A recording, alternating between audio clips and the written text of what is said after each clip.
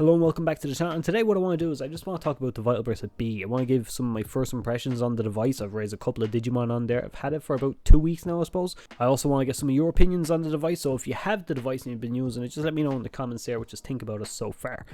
Before I get into any of this though, just have a quick word from our sponsor. First off, I want to thank Zen and TCG for sponsoring this video, and they'd like to let you know that they have in stock the VBBE's various different versions. So you can get on there at the moment. They have the regular plain BE and even the Digivice Double V. They'll also be taking pre-orders for the Ganmamon, My Hero Academia 2 and Tokyo Revengers BE memory set to release early next year. Also do keep an eye out on their website for the Beast and Dragon BEM pre-orders to open up, which are estimated to release around next April or May. If that's not enough for you, they'll also be doing a Christmas mystery box with very good value. The mystery box will cost $29.99 US dollars, but the value of the items inside will be $50 US dollars or above. Items that may be included in the gacha box are Digimon and anime figures, prize figures, mini figures, gachapon keychains, plushies and mini plushies. Items in the mystery box are in stock, so as soon as they receive an order, they will ship them out. On a side note, to prevent any misinformation, Zenon would also like to let you know that they're a small company based in Singapore and they do have to wait for the products to come from Bandai Japan, which usually takes 1 to 2 weeks after the official release when Zenon starts to ship them out. Thank you again to Zenon for sponsoring this video. So quickly just going over some of the stuff that the Digimon Vital Bracelet BE actually changes compared to the Vital Bracelet and the Digivice V.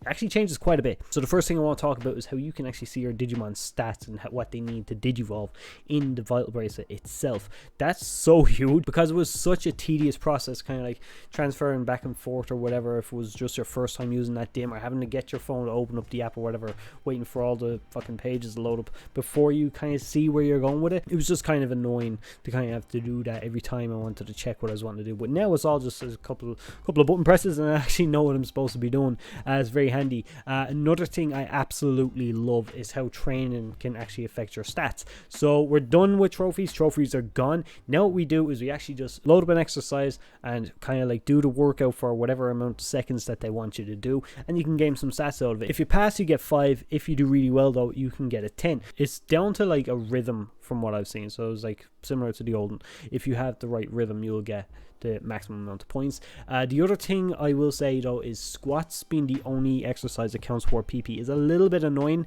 in one sense, just because your legs are screwed. I tried to do it for a while where I just do squats just to get what I was doing. Man, as someone who's been away from like exercise for about a year or so now, just down to health reasons and stuff, is kind of like, damn, it killed my legs. It really killed my legs though.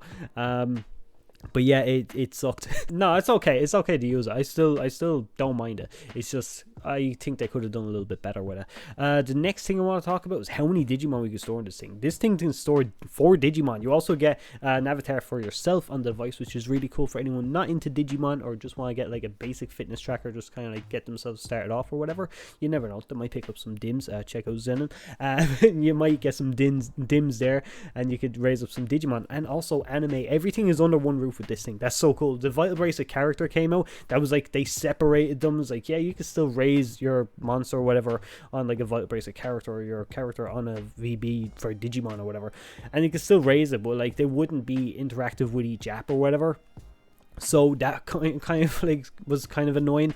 But with this, everything is under one roof except for in the app. But I'll talk about that another time because the app is a little bit of a mess. I'm waiting for it to get better before I do more stuff about that, because it's just a nightmare to use at the moment. But the device, I absolutely adore the device. The adventure modes, being able to pick whatever Digimon from whatever dim and just going out on that adventure, like so long as their Digimon are loaded into your Vital Bracelet, by the way, which you can have 4 Digimon. There's no reason you can have 4 different Digimon from 4 different dims loaded in there, and just like pick whichever one you want to do, whoever's adventure. It's really cool. Finishing adventures unlocks like full new lines, not just like one mega. It's a whole line of Digimon you can get, or sometimes a couple of Digimon. It's so cool. Honestly, it's one of my favorite things about it.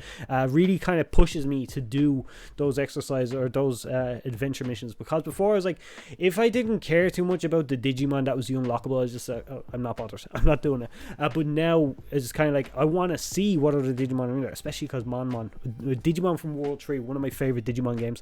Digimon from World 3 is in the device and he's kind of like locked away. really propelled me to want to do more adventure missions, as well as some of the, oh man, some of the megas are amazing. The DIMs are awesome. I absolutely love the DIMs. But yeah, there's a lot going on with this device, and I absolutely love it. I do highly recommend anyone that's like been slightly interested in a fitness tracker or Digimon or anime, do pick this up. The other thing you can do is the support attacks, having like your two Digimon kind of like tag team another like boss or an NFC kind of battle that you're doing. It's random how it does it. I kind of wish I had more of a chance of happening as well, because it doesn't seem like it happens enough, especially when I'm doing those adventure missions. It's kind of like very, very rare, and I'm struggling so bad with these last couple of ones on Imperial Jamon's DIM. But yeah, it is a cool feature. It's basically like a one-hit KO if you can get it off. But it's such a fun feature to have as well. I think I spoke about it before, but like raising your Digimon stats, like actually it helps when you move them to the app, because the app is gonna be one of the biggest things with this device. If you're into like PvP and stuff like this, you want to be competitive with this device is the one to do it.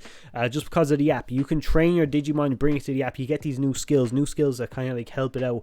It gives it buffs, it can help it in certain situations or whatever. It's such a cool feature. I love it. I'm so happy that they came up with this new stuff.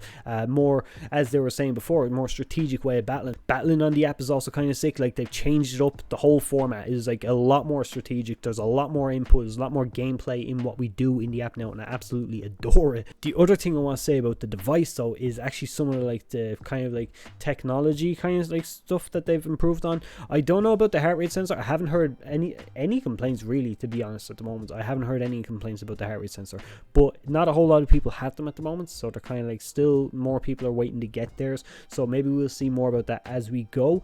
But as far as like the screen's display is just so much better than it was before. The strap is also much bigger. Like, the strap can, like, you know, I've plenty of room on the strap. I'm nearly at the end, like, you know, there's plenty of room on this strap for me. Whereas the last one is kind of like I'm barely hanging on. I think a lot of people, I've seen people like having to like use elastic bands to hold them together and stuff like that. But yeah, it's actually really cool. Just that they put that little bit of effort in there to get a bigger strap, not having us to buy a separate one or whatever. Although with this color here, I will be picking up a separate one. But yeah, as far as like a fitness tracker, will it make you want to exercise? I suppose it'll get you out the door. I don't know if it's not gonna be enough for like a full workout, but it'll get you out the door. It'll get you wanting to kind of like exercise, at least push you in the way of like, I want to go for a run, I want to start going to the gym. It'll get you into a warm-up. You could start off your warm-up with it and then kind of like work from there. It's good for that kind of stuff, I find. As far as like a solo kind of like the be-all and end-all for a fitness tracker, I mean, obviously not. It's a toy at the end of the day, is what it is. The novelty of it being like a fitness tracker is kind of like one of their selling points. But yeah, it does definitely lean more towards being a fitness tracker than its previous versions, which I am a fan of, and I can't wait to see what they do. But what I will say is we actually got a version 2. For the longest time on this channel, I've been screaming for a version 2. Like the Digivice V was more to me like a 1.5, but this actually feels like a version 2, and I'm so happy with it. And that's my Kingdom Hearts Tamagotchi just kind of like jumping in. I've been wanting to do a video on that as well. Let me know if you'd be interested in that, by the way. But yeah, that's pretty much our review. Thanks very much for watching. I do appreciate it, and thanks again to Zenon for sponsoring the video, and I'll see you again. Bye bye.